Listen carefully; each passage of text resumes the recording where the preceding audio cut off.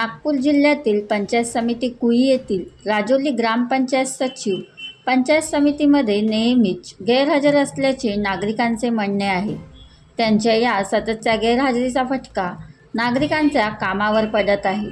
गावाचा विकास कसा होईल असा प्रश्न राजोली गावातील लोकांना पडला आहे। गावकऱ्यांनी या सचिवाला पदमुक्त करण्याची मागणी केली आहे।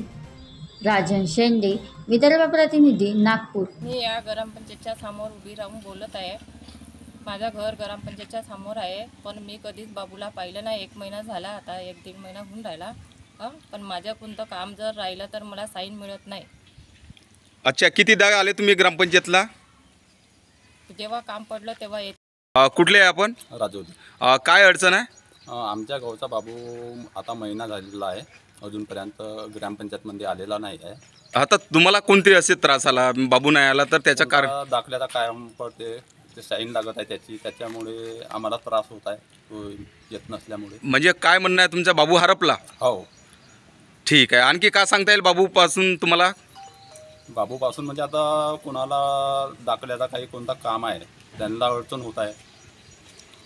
अच्छा, तर किती वेळा ग्रामपंचायतले आले पण बाबू दिसला नाही तुम्हाला? आता मी 2-3 वेळा आलो, तो दिसला नाही।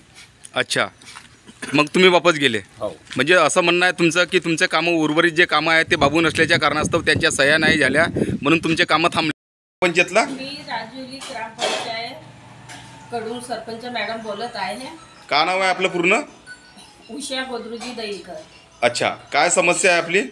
15 दिवस झाले ग्रामसेवक आलेले नाही आहेत आणि मी फोन करते तर त्यांचे म्हणतात की माझ्या पत्नीच्या किंवा माझी तब्येत बरोबर नाही राहत आणि कोणाचे सह्या वगैरे असल्या तर थोडीशी अडचण जाते मला।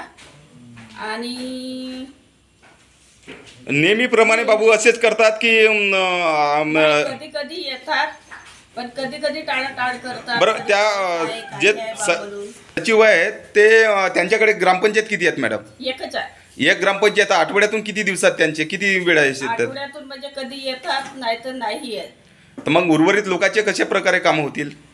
तर मी बाबूजींना फोन करते तर मॅडम माझी तब्येत नाही आहे चांगली, माझ्या पत्नीची तब्येत नाही आहे, असे टाळाटाळ करतात। म्हणजे नेहमीचाच प्रकार आहे का मॅडम हा? तर आता हे एखादा महिना 1-1.5 महिना होते असं टाळाटाळ करून राहिले। बनवा व्हिडिओ, पाठवा व्हिडिओ, आम्ही तुमच्या न्याय व हक्कासाठी लढा देऊ। ताज्या बातम्या व घडामोडींसाठी पाहत राहा फक्त महाराष्ट्र लाईव्ह न्यूज। आजच आमच्या चॅनलला सबस्क्राईब करा, शेअर करा, कमेंट करा आणि हो, बेल आयकॉन दबायला विसरू नका। जय महाराष्ट्र।